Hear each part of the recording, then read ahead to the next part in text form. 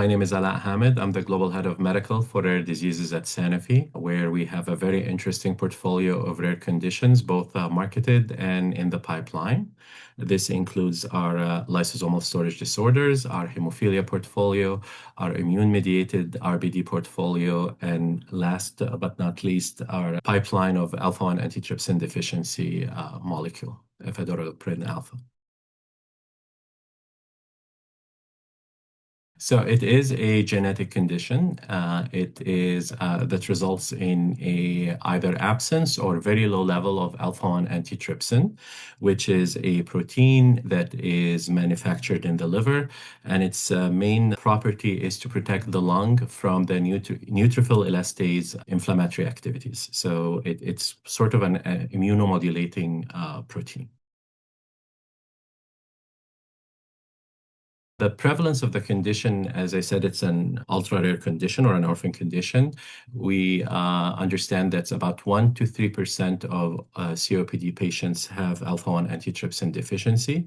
The disease manifests itself with precursors of a chronic obstructive pulmonary disease.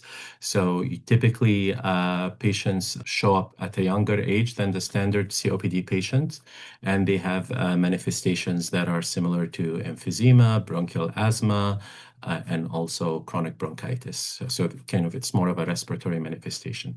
In some also rare occasions, it could manifest with liver manifestations, but it could go also silent for a long time. That's why the detection level is, we estimate that about 90% of the patients are currently undiagnosed. So again, patients show up in the clinic with symptoms of COPD, and a diagnostic workup is initiated, and part of the diagnostic workup is to test for alpha-1 antitrypsin deficiency, which is, although it's part of the workup, it's not necessarily done all the time.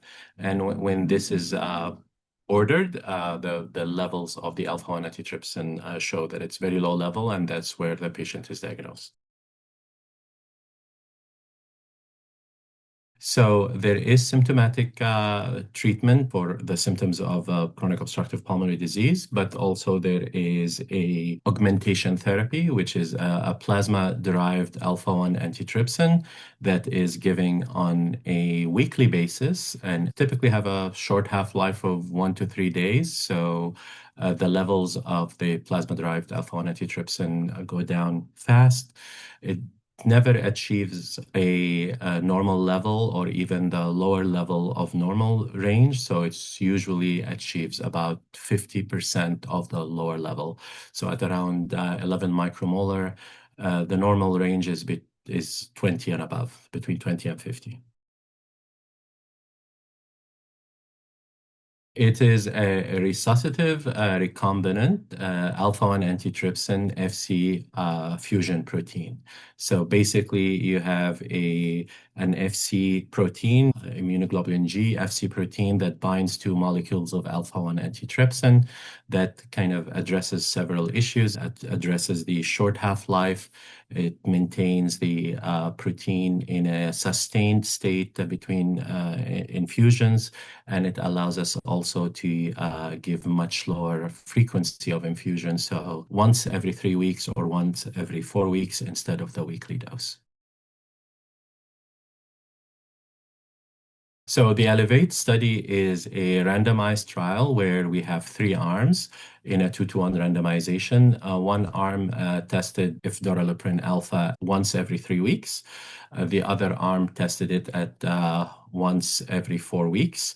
And the third arm was the standard of care plasma-derived alpha-1 antitrypsin arm, which was a weekly arm.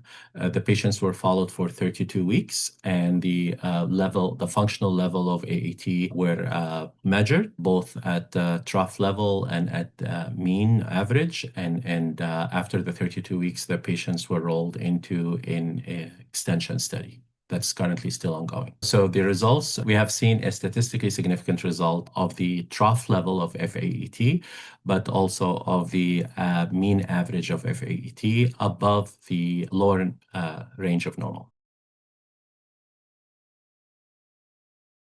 So we will continue to monitor the patient in their extension part of the study. We're going to continue to collect safety and efficacy data in the extension, and we will also engage with the authorities in our next level in our development program. Maybe just to stress the value or the differentiation of Efdoralprin Alfa, which is a less frequent dosing, as I said, once every 3 weeks or once every 4 weeks. It is a recombinant, so it's independent of any plasma-derived product issues or supply constraint or anything related to that. It is restorative, so it achieves the normal level, and it's sustained, so that normal level does not fluctuate severely, so it stays between one dosing and the next in the normal range. These enhanced PK and PD properties are the results of this engineered molecules, and it's the only innovation that happens in this disease space since 1987.